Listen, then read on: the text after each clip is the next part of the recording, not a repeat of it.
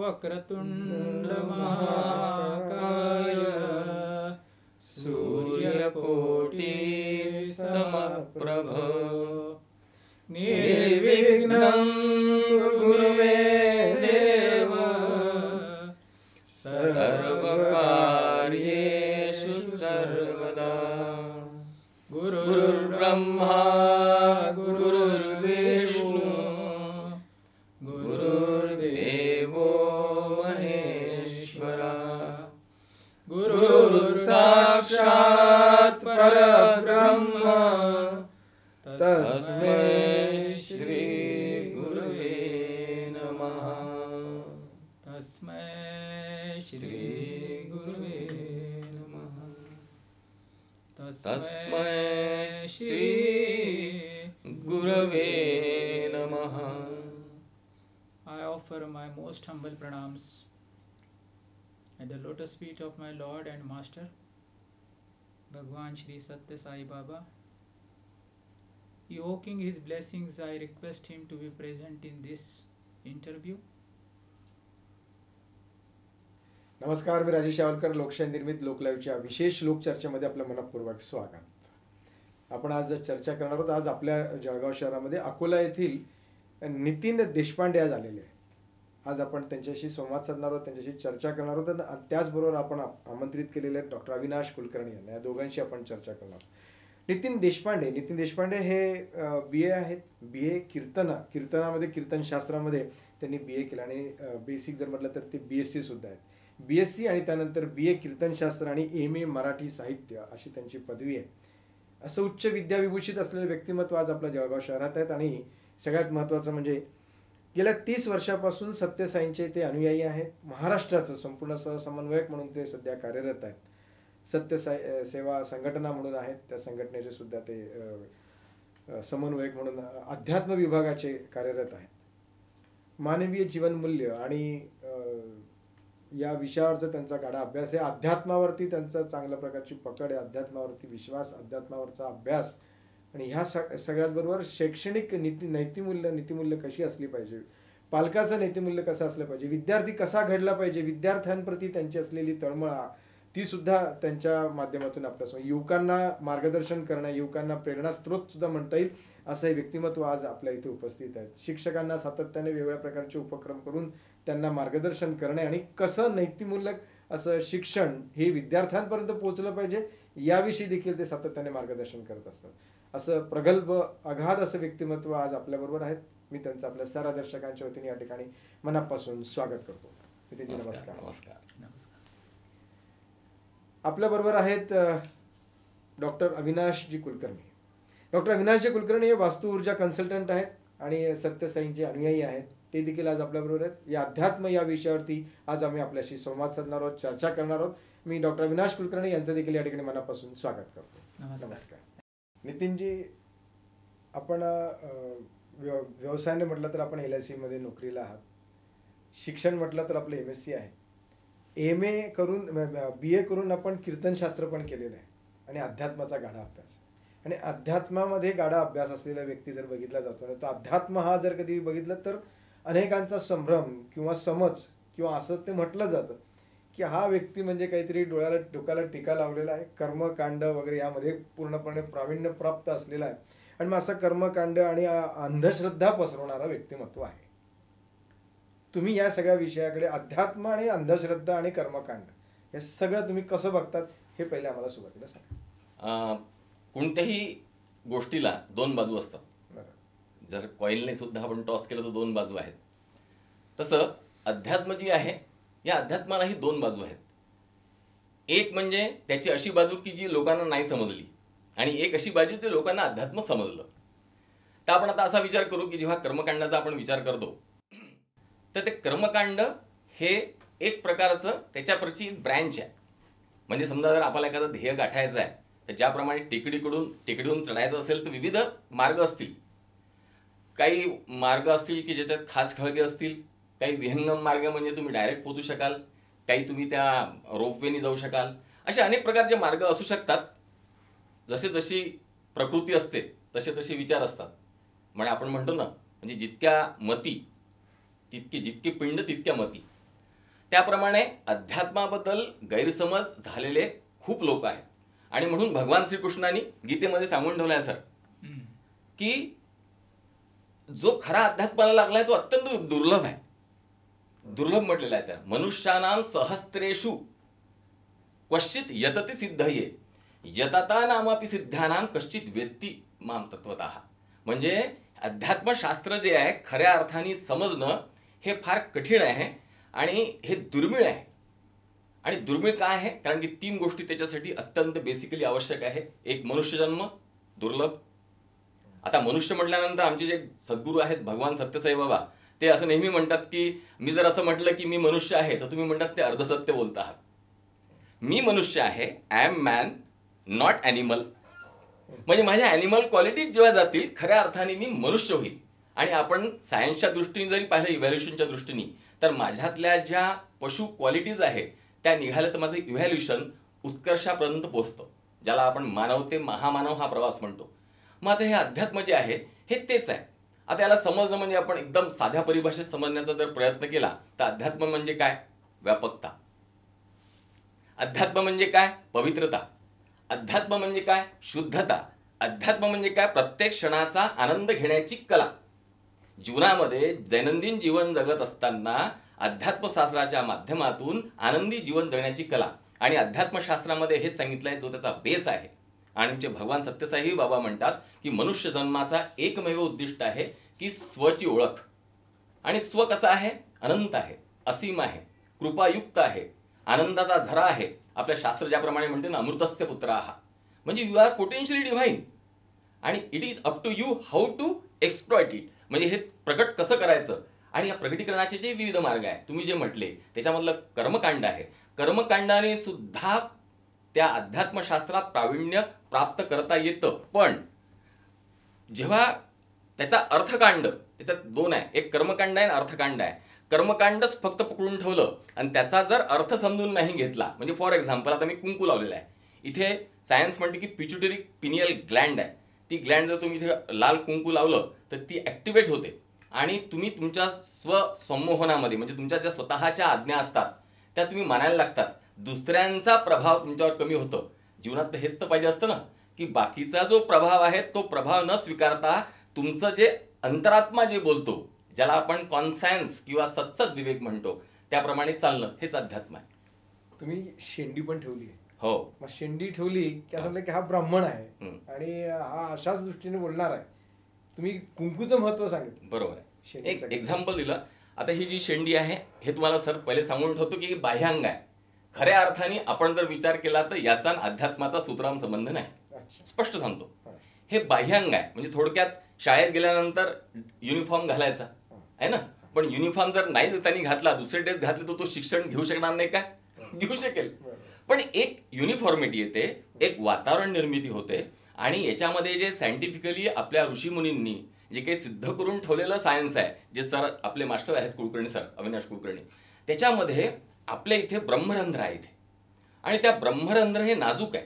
त्याच्यामुळे इथे जे वाढलेले केस आहे त्याला एक तर प्रोटेक्ट करतं. आणि इथे जर आपण ओढलं तर आपल्यामधले 2 ब्रेनला 2 आहे, एक लेफ्ट आणि राईट, असे 2 विभाग आहे. ते 2 विभागाचे विविध कार्य आहे. एक क्रिएटिव्हिटी करतं, एक लॉजिक करतं, एक अर्थमॅटिक करतं, एक इमॅजिनेशन करतं. तर दोन्हीही सोबत चालले पाहिजे या दृष्टीने. म्हणून ते एक शेंडी जी आहे ती आध्यात्मिक दृष्ट्या ऍक्टिव्हेट होण्यासाठी फक्त परिपोषक वातावरण निर्माण करते. ती असावीच असं नाही, नसली तरी काही हरकत नाही. टीका लावलाच पाहिजे का? मग जसं तुम्ही सांगितलं शेंडीची आवश्यकता आहे नाही, पण टिळा जो तुम्ही लावलेला आहे तो प्रत्येकाने लावलाच पाहिजे. यावर्षी तुम्ही काय सांगा? टीकाच्या बद्दल आपण जर विचार केला तर टीका लावला पाहिजेच असं नाही. मग असे जसं म्हटलं युनिफॉर्म घातला पाहिजेच तर शिक्षण होईल असं नाही. म्हणून ही बाह्यंग आहे. बाह्यंग याचा अर्थ हे एक्सटर्नल गोष्टी आहेत. एक्सटर्नल गोष्टींनी वातावरण निर्मिती करून अंतरंगाकडे जाणं. म्हणजे एक लक्षात घ्या, आपण एखाद्या हॉटेलमध्ये गेलो आणि तिथे आपल्याला आध्यात्मिक कार्यक्रम घ्यायचा आहे तर आपल्याला पहिले काय करावं लागेल की तिथे आधी जे काही डेकोरेशन आहे, डेकोरम आहे, वातावरण निर्मिती आहे आधीची, तिथे डान्स होऊन गेला. त्या वातावरणामध्ये तुम्ही आध्यात्मिक चर्चा करू शकणार नाही. तुम्हाला शांती पाहिजे, तुम्हाला वैराग्याचं वातावरण पाहिजे, विवेकयुक्त वातावरण पाहिजे. त्यावेळेस ते मग तुम्ही तुमचा सेटअप बदलून टाका. आता स्टुडिओमध्ये असं वातावरण आहे, इथे जर आपण आध्यात्मिक चर्चा करतोय आणि इथे गाणे सुरू झाले तर आपण हे करू शकणार नाही. म्हणून वातावरण निर्मिती, परिपोषकता आणि त्याद्वारे मग अध्यात्म आतमध्ये जाणे, अंतर्मुख प्रवास आहे हा. अच्छा. बाहेर ते आतमध्ये. डॉक्टर अविनाशजी, आपण वास्तुतज्ञ आहात, वास्तू ऊर्जा कन्सल्टंट म्हणून सुद्धा आपण कार्यरत आहात. याला अध्यात्माची निश्चितच जोड आहे, कारण अध्यात्मात जाणून घेतल्यानंतरच तुम्ही वास्तुशास्त्र तज्ज्ञ किंवा वास्तुतज्ञ म्हणून तुम्ही कार्य करत असाल. तुम्ही यांनी जशा पद्धतीने सांगितले की बाह्य अंग आणि आपलं कर्म हे दोघांची सांगड घालून अध्यात्माची त्यांनी चांगल्या प्रकारची माहिती, तुम्ही याच्याकडे या अध्यात्म, अंधश्रद्धा, कर्मकांड या सगळ्या विषयाकडे तुम्ही कसं बघतात? माझ्या पाहण्याचा दृष्टिकोन हा जास्त सायंटिफिक असतो केव्हाही, आणि मी जास्त सायन्स मानणारा मनुष्य आहे. माझं असं म्हणणं आहे की प्रत्येक माणसाची एक ऊर्जा आहे. मी त्या ऊर्जेवर तुम्हाला घेऊन येऊ इच्छितो की एक प्रत्येकाची ऊर्जा आहे आणि त्याची वेशभूषा, त्याचा प्रेझेंटेशन हे त्या ऊर्जेवर तो प्रेझेंट करतो. मग ती ऊर्जा कोणत्या ग्रहाची असू शकते किंवा कोणत्या डिव्हाइन पॉवरची असू शकते. मी त्याला एवढंच म्हणेल की ती माझ्या दृष्टीने जर तुम्ही बघाल तर एखाद्या गुरुची ऊर्जा असेल. समजा आता सरच उदाहरणार्थ तर तुम्ही पाहिलं तर नितीन देशपांडे सरांची जर ऊर्जा तुम्ही मला काढायला सांगितली माझ्या इन्स्ट्रुमेंटवर, तर ती गुरुची ऊर्जा येईल. कारण गुरुचे ऊर्जेचे लोक हे प्रेझेंटेशनमध्ये त्यांच्या पद्धतीत असेच असतात की एक bright aura, they will love always white dress, त्यांचा एक टिळा लावलेला, त्यांचे केस व्यवस्थित केलेले आणि त्यांना शेंडी किंवा अशा पद्धतीचं काहीतरी हेअरचं ग्रूमिंग केलेलं, हे लोक तुम्हाला त्या प्रेझेंटेशनमध्ये तसेच दिसतील. तसं जर तुम्ही पाहायला गेलं तर ज्यांची शनीची ऊर्जा आहे हे थोडेसे काळसर दिसतील तुम्हाला आणि हे कष्ट आणि थकलेले वाटतील तुम्हाला. जेव्हा जेव्हा भेटतील तेव्हा तेव्हा ते तुम्हाला थोडीशी काही ना काहीतरी अशी कंप्लेंट करते की त्यांना उत्साह कमी आहे. पण काळ्या रंगात दोन प्रकार आहे सर, एक लाल काळा आहे आणि एक काळा आहे. काही लोकांचा तुम्ही पाहाल की काळा कलर आहे पण त्याच्यात लाल छटा पण आहे, तांबूस कलरचा काळा पण आहे. ही राहूची ऊर्जा आहे आणि या राहूच्या ऊर्जेमध्ये तो मनुष्य तुम्हाला पाहिल की तो एका टिपिकल पद्धतीचे व्यवसाय करताना दिसेल तुम्हाला. ही ऊर्जा आणि अध्यात्म, तुम्ही अध्यात्म कशा दृष्टीने बघाल याच्यात? तर त्याच्यामध्ये जो आपल्याला प्रेझेंट करतो, शेवटी अध्यात्म हे काय आहे की तुम्हाला एका ठराविक ऊर्जेकडनं तिथे घेऊन जाणं. तुम्ही त्या एका पाथवर जायला लागतात आणि ज्या पाथवर तुम्ही जाणार आहात ती ऊर्जा तुम्हाला तिथे घेऊन जाते. आणि माझा अनुभव असा आहे, जर तुम्ही मला अध्यात्म हा विचाराल तर अध्यात्माच्या मी 4 स्टेज जनरली बघतो. आणि अध्यात्माच्या या 4 स्टेजमध्ये माझी पहिली जी स्टेज मी बघतो, सुफी लोकांनी सांगितलेलं आहे, सुफी संतांचं हे म्हणणं आहे की त्याच्यामध्ये पहिली आहे तरिकात. तरिकात म्हणजे सरांनी जसं सांगितलं कर्मकांड आहे, हे सगळं तरिकात आहे, तौर तरीके आहेत. हे वेगवेगळ्या प्रकारचे, मी सकाळी लवकर उठतो, मी आंघोळ करतो, देवाची पूजा करतो, मी चतुर्थी करतो, मी मंगळवार करतो, मी पांढरे बुधवार करतो, मी वेगवेगळ्या, मी पारायण करतो, मी पोथी वाचतो रोज, मी सकाळी लवकर उठून देवाला उठवतो, मी चतुर्थी करतो. हे जे आहे हे सगळे तौर तरीके आहेत. या तौर तरीक्यामध्ये एक गोष्ट नक्की आहे की त्याला काहीतरी कळालेलं आहे, सुरुवात त्याच्यामध्ये अध्यात्माची होते. त्याला हे माहिती की कुठेतरी आपल्याला जायचं आहे. पण ही सगळ्यात डेंजरस ट्रॅक आहे हा. कारण तौर तरीक्यांमध्ये हा जो कर्मकांडांच्या या तौर तरीक्यामध्ये मनुष्याचा अहंकार वाढत जातो आणि अहंकार इतका वाढतो याच्यामध्ये की तुम्ही पाहाल की लोक माझ्याकडे येतात आणि मला सांगतात, सर माझं चतुर्थीला मी जोपर्यंत चंद्राचं दर्शन होत नाही तोपर्यंत मी पाणी पित नाही. मी पण आला म्हणजे जो मीपणा सोडण्याकरता मी हे देव मानला होता किंवा मी देवाकडे किंवा मी काही अध्यात्माकडे जात होतो, तोच मी पुन्हा पुन्हा मीपणा जास्त करायला लागलो. मग मी माझ्या पुढे श्री श्री श्री लावायला लागतो, मी काही गोष्टी लावायला लागतो, मी 108 उपवास केले म्हणून त्याच्यावर ॲडव्हर्टाईज करायला लागतो, मी इतके फास्ट केला, अमुक केला, ढमुक, सो मेनी थिंग्स.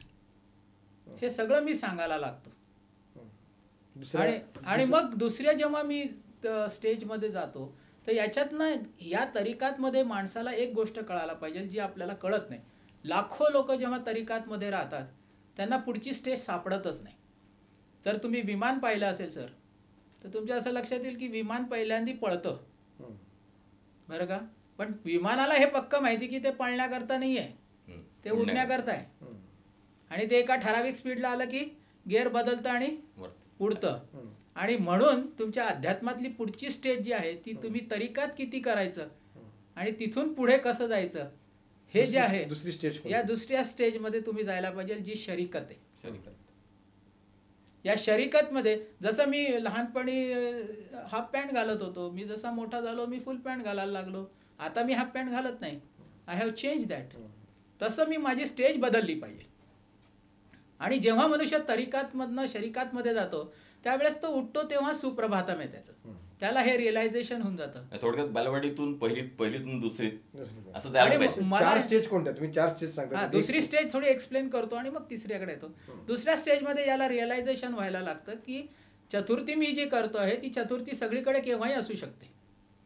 इंग्लंडमध्ये असेल तर वेगळा दिवस आहे, आज इथे असेल तर वेगळा दिवस आहे, तिथला चंद्र आणि इथला चंद्र केव्हा मी पाहतोय काय, सगळीकडे चंद्र आहेच. हे रिअलायझेशन हळूहळू हळू व्हायला लागतं त्याला. आज माझी चतुर्थी आहे तर मी सकाळी कोणी मला पोहे आणले तर मी पोहे खाऊन घेतो आणि कोणी म्हटलं आज चतुर्थी आहे का तर आहे ही चतुर्थी. हे जेव्हा त्याला समभाव यायला लागतो त्याचा, त्यावेळेस त्याची शरीकातमध्ये जायला लागतो. आणि लेटर शरीकातच्या स्टेजमध्ये तो मारिफतमध्ये जातो.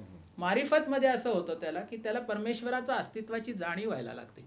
कधी इथे आहे, कधी तिथे आहे, कधी तो तिकडे दिसतोय तुम्हाला.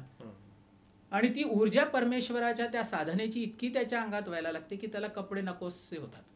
तरीकातमध्ये जो मनुष्य टाईट बूट पॅन्ट घालणारा असेल तो ज्या वेळेस मारिफतमध्ये जाईल तो डगले कपडे घालायला लागेल. आणि म्हणून तुम्ही पाहाल की सगळे धर्मगुरू, हे सगळे धर्मगुरू तुम्ही जर पाहाल तर त्यांचे सगळे चोले आहेत. मग तो फादर असो किंवा तो आपला सुफी फकीर असो, कोणी असो, किंवा साधू संत सगळ्यांचे ड्रेस आपले मोकळे असतात. कारण आतली ऊर्जा त्यांना गरमी देते, त्यांना इतकी गरमी होते आतल्या ऊर्जेची, अध्यात्मातल्या चक्र ऍक्टिव्हेशन की त्यांना ते राहत नाही.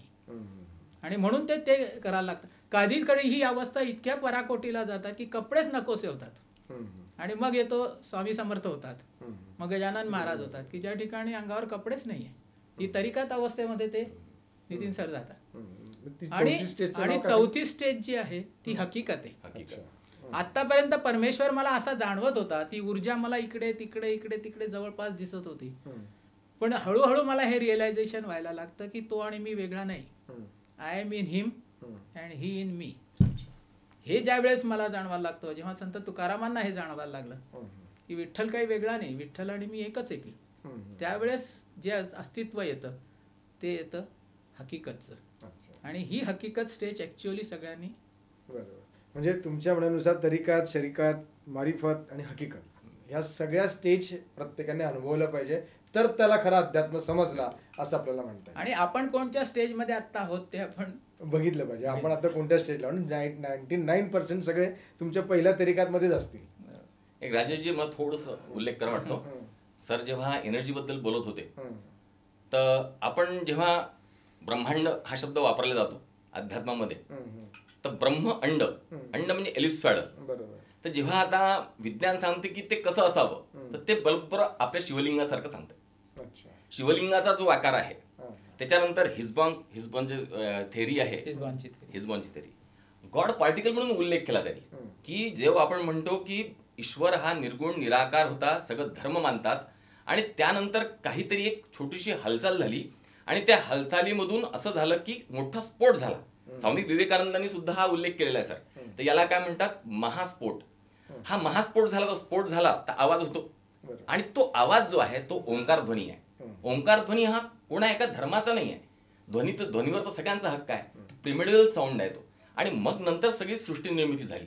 ती एनर्जी पहा, आता ही एनर्जी पहा. ही एनर्जी आपण ज्याला काय म्हणू, याचे व्हायब्रेशन हळूहळू सॉलिडिफाईड होत, म्हणजे निर्जीव वस्तू आहे तिचे जे व्हायब्रेशन्स आहेत ते हळूहळू इतके त्याची फ्रिक्वेन्सी कमी होत गेली की ते निर्जीव झालं. मग जितकी जितकी फ्रिक्वेन्सी जास्त तितकी तितकी एनर्जी जास्त, जितकी जितकी प्युरिटी जास्त. म्हणून आमचे भगवान सत्यसाई बाबा म्हणतात unity of work, thought and deed, then purity of thought, work and deed, आणि त्याच्यानंतर डिव्हिनिटी म्हणजे अध्यात्म. म्हणजे जेव्हा तुमच्यामध्ये एकत्व येईल सगळ्यांमध्ये. जर सरांनी जो उल्लेख केला की समत्व, तुकाराम महाराजांनी विठ्ठलाशी एकरूप झाले म्हणजे त्यांना चराचर सृष्टीमध्ये विठ्ठल दिसायला लागला. मग तो कोणीही असो, ही समधी आहे, समाधी, समबुद्धी ज्या उल्लेख केला. आणि सर आपण आता जर आईन्स्टाईनच्या दृष्टीने विचार केला तर मला सांगा की तुमच्या शरीरामध्ये किती पेशी असतील? इन्फिनिट आहे सर. इन्फिनिट पेशी आहे. आणि आईन्स्टाईन काय म्हणतो, E is equal to MC square, energy is equal to mass into व्हेलॉसिटीचा स्क्वेअर. त्याच्यावर जर बंबार्डिंग केलं त्या व्हेलॉसिटीनी, त्याच्यामधून इन्फिनिट एनर्जी निर्माण होते. त्याच्यावरच ॲटम बॉम्ब तयार झालेला आहे. मग आता मला सांगा की जर आपण आपल्यामधली ती इन्फिनिट एनर्जी निर्माण झाली आणि ती जर आपण तिला अनुभवू शकलो, मग त्यालाच तर अनंत म्हणतात. हे सगळं आपण जेव्हा अध्यात्माच्या विषयी चर्चा करतोय, तर एवढं जरी असलं तरी ज्या पद्धतीने स्वैराचार वाढलेला आहे, पाश्चिमात्य संस्कृती आपण म्हणतो की जी आपल्या भारतामध्ये मोठ्या प्रमाणात बोकाळते आहे, युवा वर्ग तुमच्या हातात राहिलेला नाही आहे. मग हा अध्यात्म तिथे कुठे कमी पडतोय का? त्याला तुम्ही कशा दृष्टीने बघा, त्याची जोड तुम्ही या ठिकाणी देऊ शकले नाहीत का? कुठेतरी कमी पडतोय असं तुम्हाला जाणवत नाही का? का अशा प्रकारे ही स्थिरता सगळी गालेली आहे? जी स्थिरता पाहिजे ती स्थिरता नाही. कसं तुम्ही सांगा? हा खूप छान प्रश्न आहे सर. सध्या म्हणजे ज्याला आपण म्हणतो की युद्ध पातळीवर ज्या गोष्टीबद्दल चिंतन करायला पाहिजे आणि जीवनामध्ये यायला पाहिजे, हा विचार आहे तुमचा. खूप सुंदर विचार आहे हा. याची पूर्ण जबाबदारी आदल्या पिढीवर येते. म्हणजे माझ्या आईवडिलांनी माझ्यावर जे संस्कार केले, आपण त्याला मूल्य म्हणू. मी मूल्य शब्दासाठी वापरतो की ते तात्पुरते नाही आहे. म्हणजे आईचं मातृत्व हे शाश्वत आहे आणि चांगुलपणा जो आहे हा शाश्वत आहे. तो कोणाचाही असो, कसाही असो, काही असो. तसं goodness is goodness, it is for ever. तसं हे जी मूल्य आहे, आमच्या भगवान सत्यसाईबाबांनी आम्हाला 5 जीवन मूल्य दिलेले आहे. सत्य, धर्म, शांती, प्रेम आणि अहिंसा. याच्यामध्ये अत्यंत खोलवर आपण जाऊ शकणार नाही, पण हे जीवन मूल्य आपल्या आईवडिलांनी नित्याच्या दैनंदिन जीवनामध्ये जर आचरणात आणण्याचा प्रयत्न केला आणि आपलं जीवन तदनुरूप करण्याचा प्रयत्न केला, तर त्यांचे जे मुलं, ज्याच्यात म्हटलं आपण इन्फिनिट पॉसिबिलिटीज आहे, तो सायंटिस्ट होऊ शकतो त्यांच्यासारखा, तो डॉक्टर होऊ शकतो, तुमच्यासारखा नामवंत पत्रकार होऊ शकतो, तो या जगाचा नियंता होऊ शकतो. ही अफाट शक्ती त्याला प्राप्त आहे. पण त्याला ती कशी प्रकट करायची, त्याच्यासाठी पोषक वातावरण आणि ते मूल्य संस्कार, हे आईवडिलांची ठेव आहे. ती परंपरागत ठेव या एका पिढीपासून दुसऱ्या पिढीपर्यंत आणण्याची जबाबदारी पालकत्वाची आहे. म्हणून जेव्हा आपण पालकत्वाबद्दल बोलतो, तेव्हा पालकत्वांनी आपल्या मुलांकडे जर लहानपणापासून लक्ष दिलं, तर मग त्या मुलांना आपोआप, जसं आपण म्हणतो साध्या भाषेत, की ओल्या मातीच्या गोळ्याला आकार देता येतो. कारण काय आहे, मुलांचं मन सर तरल असते, भावना तरल असतात आणि ते अनुकरणप्रिय असतात. जे आईवडील करतात ना, तेच ते करतात. एक छोटीशी गंमत सांगतो. एकदा एका ट्रॅकिंगला चालले होते लोक. आईवडील समोर होते, मुलगा मागे होता, त्यांची 2 मुलं मागे होते. चिखल, गोटे सगळंच होतं, काटे कुटे सगळं होतं. आईवडील समोर चालले होते आणि ते म्हणाले, बाळा नीट चाल बरं, काटे आणि गोटे आहेत. तो मुलगा काय म्हणाला, बाबा आमचं जाऊ द्या, तुम्ही नीट चाला. म्हणे हा काय बोलतोय, पुढे असा म्हणाला, कारण बाबा तुमच्या पावलावर पाऊल आम्ही टाकतोय.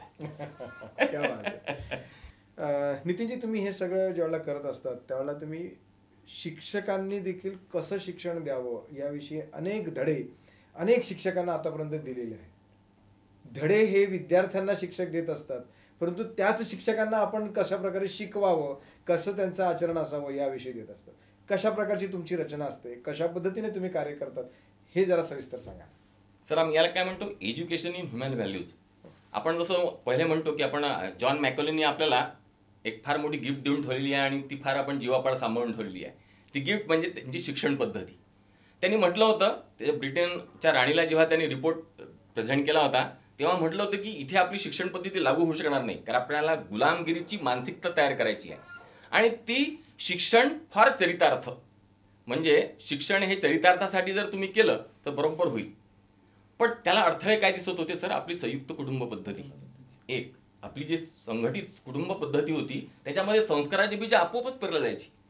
बोलता बोलता, चालता चालता शेअरिंग मध्ये होतं, केअरिंग होतं, सगळे एकमेकाची काळजी घ्यायची. आजी होते, आजोबा होते, छान थापटतात गोष्टी सांगायचे, ज्याप्रमाणे जिजाऊनी शिवाजींना बिलकुल आपण घोडा आहे सर समोर, की शिवाजी महाराज निर्माण होण्यामध्ये रामायण आणि महाभारताच्या शौर्य कथा आहे, भगवंताच्या कथा आहे, आध्यात्मिक कथा आहे. आणि याचं पूर्ण जे आपण याला म्हणतो ते शिवाजी महाराजांमध्ये उतरलं आणि शिवाजी महाराजांचा महापराक्रमी कोटी सूर्य धारण करणारा असा अद्भुत राजा आपल्याला प्राप्त झाला.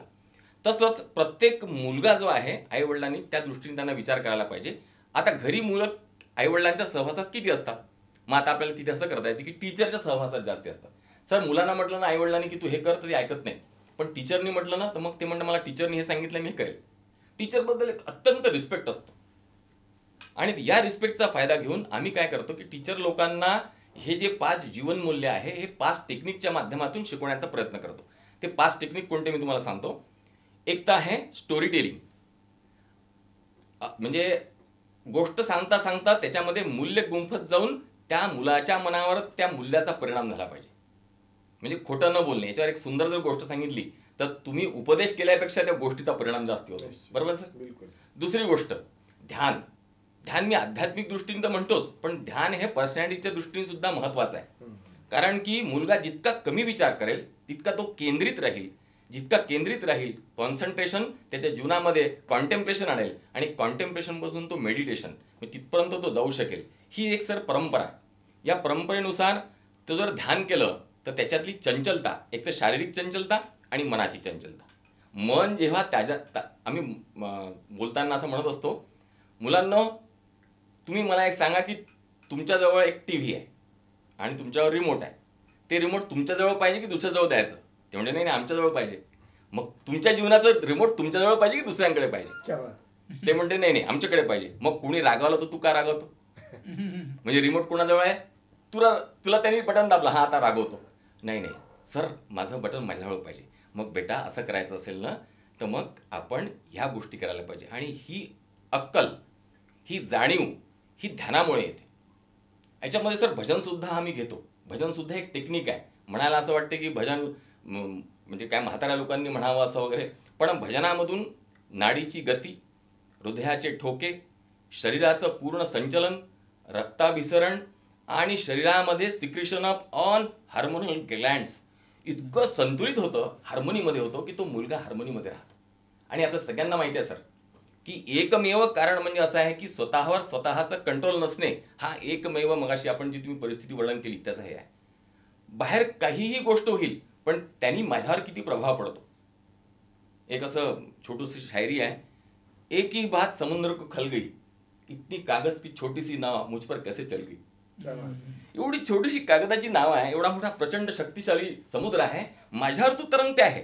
ते तरंगण्याचं सामर्थ्य शिक्षकाच्या माध्यमातून मुलामध्ये संस्काराच्या दारा, सत्य, धर्म, शांती, प्रेम आणि हे जे अहिंसा आहे या 5 जीवनमूल्याच्या आधारे 100% येईल. आम्ही असा प्रयोग करून पाहिला आहे आणि हजारो मुलं याचा आनंद घेतात आहे. अशाही परिस्थिती.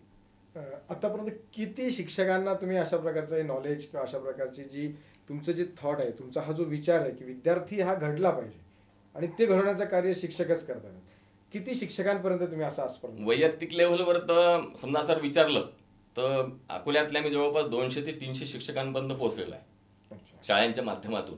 पण आम्ही आमच्या जर समितीच्या थ्रू विचार केला तर हजारो शिक्षकांपर्यंत आम्ही पोहोचलेलो आहोत. शिक्षक खरंच घडतोय का, हा एक मध्ये मोठा प्रश्न आहे. आता याच्यामध्ये सर कसं होतं की शिक्षक जेव्हा पगारा व्यतिरिक्त पाहायला सुरुवात करतो, मी तेच तुम्हाला बोलणार होतो. माझा विषय असा आहे की ज्या वेळेला शिक्षकांना पगार कमी होते त्यावेळेला शिक्षक खूप आत्मीयतेने शिकवत होता की विद्यार्थी हा माझाच मुलगा आहे, त्याला शिकवलं पाहिजे. ज्या दिवसापासून शिक्षकांचे पगार वाढत गेले, त्यांचं काम कमी होत गेलं आणि ते त्या पद्धतीने असंही बोललं जातं, अशी स्थिती आहे. बरोबर आहे सर. एक विचार मी मांडत असतो टीचर समोर. टीचर सगळेच खूप चांगले आहेत आणि पूर्ण या मुलांचं भविष्य त्यांच्या हाती आहे. त्यांनी इच्छा केली, त्यांनी जाणीवपूर्वक लक्ष दिलं तर समोरचे नागरिक पूर्ण घडवण्याचं सामर्थ्य टीचरमध्ये आहे. पण जर त्यांनी ही ड्युटी केली नाही तर काय होऊ शकते? जस्ट उदाहरण सांगतो. समजा एक मुलगा आहे, तो तयार झाला, 10वी पर्यंत एका टीचर सोबत होता. तो मुलगा पुढे मोठ्या सिटीमध्ये गेल्या, काहीतरी प्रलोभन त्याच्या समोर आलं आणि ते प्रलोभन असं होतं की ते जर स्वीकारलं तर त्याचं जीवन पूर्ण वाया जाणार. आता सर या वेळेस या जंक्चरला त्याचे आतमधले जे हृदयातले संस्कार आहेत ते त्याला काम करू शकतात. त्याचं विवेक शक्ती जागृत ठेवून मी हे ॲक्सेप्ट करायचं की नाही, तेव्हा त्याचे टीचर त्याला आठवतात, त्या टीचरनी सांगितलेलं आठवते आणि म्हणून त्या मुलाचं जे जीवन सावरलं जाते सर त्याचं पूर्ण श्रेय त्या टीचरचं आहे. एक सुंदर जीवन घडवण्याची त्याची कलाकृती आहे, ती ताकद त्याच्यामध्ये ताकद आहे. गुरु म्हटलं आहे सर त्यांना. गु म्हणजे अंधकार आणि रु म्हणजे दूर करणारा. मुलांच्या मनातील अंधकार दूर करणारा समर्थ गुरु आहे तो, साधा नाही आहे तो. टीचर नाही. तुमचे हे एवढे जे 2 मिनिटाचे बोलत नाही, जर साऱ्या शिक्षकांनी जर आत्मसात केले तर हा देश किंवा हे विद्यार्थी खूप मोठ्या प्रमाणात घडू शकतात. हे निश्चित आहे. मी तुमच्याकडे असं जाणून घेऊ इच्छितो की आपण सत्य साई सेवा जी संघटना आहे, या संघटनेचे आपण समन्वयक म्हणून कार्यरत आहात. संपूर्ण महाराष्ट्राचं सत्य साई संघटनेच्या माध्यमातून जे काही कार्य चालू आहे ते कशा पद्धतीने सुरू आहेत, त्यात तुमची जोड कशी आहे हे जरा सांगा. मी ते एक अगदी छोटा सेवक आहे, कार्यकर्ता आहे. स्वामींचं काम खूप व्यापक आहे आणि स्वामी आदर्श याच्यासाठी आहे की स्वामी जे जे बोलले ते पहिले त्यांनी करून दाखवलं. फॉर एक्झाम्पल तुम्हाला सांगतो, एज्युकेशन सिस्टीम स्वामींनी आपल्या आईची जी जागा होती, आईच्या हक्काची, पहा तिचं मातृत्व केवढं मोठं आहे, त्या ईश्वरम्मांनी आपली पूर्ण जागा प्रायमरी मुलांच्या शिक्षणासाठी म्हणून दान केली. एक खेड्यातली बाई, आणि स्वामींनी ती स्वीकारून तिथे एक छोटूसा रोपटं लावलं शिक्षणाचं. आणि सर तुम्हाला एक सांगतो, आज तो दीपस्तंभ आहे. जगातले संपूर्ण विकसित सगळे राष्ट्र पुट्टप्रती या गावाला एक आधारस्तंभ, शैक्षणिक बेस म्हणून पाहतात. कारण की तिचं शिक्षण असं आहे की त्याच्यामध्ये मूल्यांचं पूर्ण समाविष्ट केलेलं आहे. इकडे मुलगा PhD आहे, इकडे मुलगा स्पोर्ट्समध्ये खूप प्रगती केलेली आहे, मुलगा पराक्रमी आहे पण नम्र आहे. असा मुलगा प्रत्येक आईवडिलांना पाहिजे असतो. सगळं काही आहे त्याच्यामध्ये. सकाळी उठणं त्याचं रुटीन आहे, सकाळी 5 वाजता उठतो, ध्यान करतो, सगळे गुण त्याच्यामध्ये आहे, पण विनम्रता त्याच्यामध्ये आहे. भारतीय संस्कृतीचं वहन करण्यास तो समर्थ आहे. आई वडिलांची त्याच्याजवळ आईवडिलांबद्दल त्याच्यावरती कृतज्ञता आहे, आपल्या भारतमध्ये मातेबद्दल कृतज्ञता आहे. असा पूर्ण समज असलेला नागरिक भगवान सत्यसाई बाबा, सत्यसाई मेसेंजर्स म्हणतो आम्ही त्यांना. हे जिथे जिथे जातील ना सर, ते आजूबाजूच्या लोकांना प्रभावित करतात त्यांच्या आचरणाच्या माध्यमातून. म्हणजे भगवान सत्यसाई बाबांना समजायचं असेल तर त्यांच्या स्टुडंटला पाहिलं की स्वामी समजतात. अरे बापरे, इतकी विनम्रता. एकदा मला एक अभय झा नावाचा विद्यार्थी भेटला होता. तो सिव्हिल ड्रेसमध्ये होता. मी ट्रेनमध्ये चाललो होतो, पण त्याच्या फक्त वागण्यावरून मी त्याला विचारलं की आर यू स्टुडंट ऑफ भगवान सत्यसाई? तो म्हणाला yes, how do you know? म्हटलं सर युअर ॲक्टिव्हिटीज. आयडियल पुरुष तयार. बिलकुल. चालणं, बोलणं, वागणं, पाहणं, आचार, विचार, उच्चार याच्यामध्ये इतकी हार्मोनी, इतकी सात्विकता ही भगवान सत्यसाई बाबाच्या शिक्षणामुळे येते, असं मी प्रत्यक्ष पाहिलेलं. महाराष्ट्रात काय काम चालू आहे? महाराष्ट्रात खूप मोठं काम चालू आहे आमचं. इथे मुंबईला पण एक फार मोठं सेंटर आहे, धर्मक्षेत्र. तिथे काही स्कूल्स पण आहे. आम्ही सत्यसाई स्कूल्स म्हणून काही अडॅप्ट करतो. तिथे ते जे टीचर्स असतात ते पूर्ण जीवनाचं ध्येय जे आहे त्यांचं हे म्हणजे त्यागावर आधारित असते, आणि मुलांना त्यांचं व्यक्तिमत्व विकास करायचा आणि त्यांच्या अंतर्भूत जे सुप्त गुण आहेत त्या सप्तगुणांचा विकास करायचा, यासाठी ते आपलं जीवन अर्पण त्यांनी केलेलं आहे सर. आणि त्याच्यामुळे अनेक लोक असे निर्माण झालेले आहे की जे आता आपण म्हणतो ना की लाईट निर्माण नाही केला, त्यांनी ट्रान्सफॉर्मर तयार केले की ते ट्रान्सफॉर्मर अनेक जणांना ट्रान्सफॉर्म करतं. इतकं सामर्थ्य स्वामींच्या शिक्षण पद्धतीमध्ये आहे. तुमच्याकडे सत्यसाईंची प्रचंड चांगली मूर्ती सुद्धा मी बघितली आहे. आपण या जळगाव जिल्ह्यामध्ये सत्यसाईंच्या संदर्भामध्ये त्यांच्या या आपल्या संघटनेच्या माध्यमातून कोणत्या प्रकारचं कसं काम चालू आहे? जळगाव जिल्ह्यामध्ये खूप कार्य वेगवेगळ्या प्रकाराने मेडिकल व्हॅन सहित सगळं चालू आहे. पण जळगाव शहरापुरतं जर तुम्ही मला विचाराल तर स्वामींचं जे आज तिथे रेसिडन्स आहे त्या ठिकाणी आम्ही दर रविवारी नारायण सेवा करतो. म्हणजे जे नारायण आहेत त्यांच्यामध्ये आम्ही परमेश्वर पाहतो, आणि त्यांना आम्ही एक दिवस आम्हाला नारायण बनवायला दिलं म्हणून स्वामींचे धन्यवाद करतो की आम्ही त्यांना काही ना काहीतरी खायला दिलं आज म्हणून. काही ना काही नारायण सेवा म्हणजे कशा पद्धतीची असते? हे जेवण बनवतो आम्ही, 2 पोळ्या, भाजी, भात, कधी काही स्वीट्स, ज्या ज्या प्रकाराने आम्हाला करता येईल त्या पद्धतीने दर रविवारी साधारणतः 100 लोक अशी आम्ही सेवा करतो. आणि रोज साधना किंवा आरती किंवा असं काही असतं का? सत्यसाई सेवा समितीचं दर सॅटर्डेला जळगाव शहराचंही भजन आहे. ऑनलाईन सध्या भजन चालू आहे, आणि वेगवेगळे कार्यक्रम बाकीचेही चालूच असतात. वेगवेगळ्या वेळेस वेगवेगळे काही लोकांना काही सेवा करायच्या असतात, वेगवेगळ्या प्रकारच्या काही देणं असतं कोणाला. पण स्वामींनी असं सांगितलं की देत असताना डाव्या हाताला उजव्या हाताला कळू देऊ नका, नाही ना.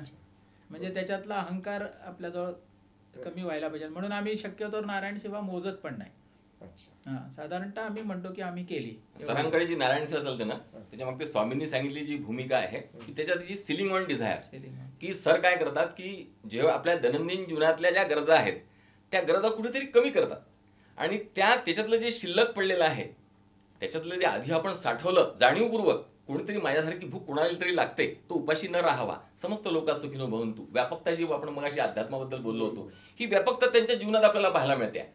तर मग ते जे त्याने आपल्या गरजा कमी करून जे उरलं, ते उरलेलं जे आहे ते नारायण सेवा म्हटलं. तुम्ही हे नाही विचारलं की नारायण सेवा का म्हणतात, ते सगळे नारायण स्वरूप आहे. तो मग दरिद्री असो, तो अश्वत्थ नारायण असो, तो कोणताही नारायण असो, पण त्याला गरजू म्हणून नाही पाहायचं, त्याला प्रार्थी म्हणून नाही पाहायचं, त्याला हे म्हणून पाहायचं की तू नारायण स्वरूप आहे, नारायणा तुला भूक लागलेली आहे, मग तुझीच सेवा करतोय. हा उदात्त भाव त्याच्यामध्ये. हीच नारायण सेवा आहे. अच्छा. आणि रोज स्वामी काय करतात की 365 दिवस ते लोकांना जेवण देतातच. तुम्ही गेले तर ते काही लोक उपाशी राहणार नाही. परमेश्वराने काही ना काही सोय प्रत्येकाची जन्मल्याची केलेली आहे. पण एक दिवस आम्हाला नारायण बनवण्याचं, म्हणजे आम्हाला स्वामींसारखं कार्य करण्याची प्रवृत्ती त्यांनी दिली. एक दिवसाचा चान्स, एक सकाळचा चान्स त्यांनी आम्हाला दिला की तुमच्यामध्ये काहीतरी परिवर्तन घडावं, आहे ना. आणि आम्ही पर्टिक्युलरली हे सांगतो की तरुण मुलांनी सेवेला जावं, आम्ही बनवून देऊ, तुम्ही तिथे जाऊन वाटप करा. यंग मुलांना मी सांगतो, मुलींना सांगून राहिलो. याचं कारण असं आहे की तुमच्यापेक्षा किती लोक वेगवेगळ्या अवस्थेत आहेत हे तुम्ही रिअलाइज करा. त्या मानाने तुम्ही इतके भाग्यवान आहात. आणि देण्याची जेव्हा तुमची प्रवृत्ती इथे सुरू होईल तेव्हा तुम्ही आयुष्यभर द्याल. आणि मी जसं तुम्हाला एक सिद्धांत ख्राइस्टचा सांगितला होता, अगर बचाओगे तो छीन लिया जाएगा, जर वाचवाल तुम्ही अन्न तर ते छीन लिया जाएगा, और बांटोगे तो भर दिया जाएगा. तर बांटोगे तो भर दिया जाएगा आहे. तुम्ही वाटत राहाल तर आपोआप ते भरलं जाईल. आणि तुम्ही वाटलंच नाही तर ते भरलेलं असेल तर कसं काय त्याच्यामध्ये. हेच आपण पाहतोय, शिर्डी साई संस्थान असो, सत्यसाई संस्थान असो, गजानन महाराज संस्थान असो, गुळवणी महाराज असो, सगळ्या महाराजांचे सगळे देवस्थान तुम्ही पहा की तिथे वाटणंच आहे. आणि जेवढं वाटतंय तितकं येत आहे त्यांच्याकडे वर्षानुवर्ष. त्यांना कधी तेलाचे भाव किती झाले याचा फरक पडला नाही, कोणालाच कधी प्रश्न पडला नाही, कारण देणारे ते आहेत. नितीनजी आणि अविनाशजी तुमचे खूप मनापासून धन्यवाद या ठिकाणी व्यक्त करेल. आणि मानवीय जीवनमूल्य कोणती तर सत्य, धर्म, शांती, प्रेम, अहिंसा हा जर आचरणात आणला प्रत्येकाने, फक्त शिक्षकांनीच आणलं पाहिजे असं नव्हे तर प्रत्येकाने, कुटुंबातल्या प्रत्येक व्यक्तीने जर कधी हे पाचही धर्म जर कधी आपल्या जीवनात जर आपण आचरणात आणले तर एक संस्कारक्षम अशी पिढी ही आपल्या भारताची तयार होऊ शकेल. आणि अध्यात्म जर कधी विचार करायचा असेल तर व्यापकता, पवित्रता, शुद्धता आणि आनंद घेण्याची कला जर कधी आपल्यामध्ये उपजली तर निश्चितच अध्यात्म सुद्धा आपल्याला कळेल. आणि अध्यात्माचे जे 4 स्टेज आपल्याला अविनाशजींनी या ठिकाणी सांगितल्यात की ती तरिकात आहे, शरिकात आहेत, मारिफत आहेत आणि हकीकत, ह्या जरी आपण आत्मसात केल्या आणि हे जर आपल्याला समजलं की आपण कोणत्या स्टेजमध्ये आहोत तर खरं आपल्याला अध्यात्म सुद्धा समजेल. खूप महत्त्वपूर्ण आणि एक अगाध अशी माहिती आज आपल्याला या चर्चेतून मिळाली. मी आपल्या साऱ्या दर्शकांच्या वतीने डॉक्टर अविनाशजी आणि नितीन देशपांडे या दोघांचेही या ठिकाणी मनापासून धन्यवाद व्यक्त करेल आणि थांबेल. मात्र आपण पाहत आहात लोक लाईव्ह तुमच्या मनातलं. नमस्कार.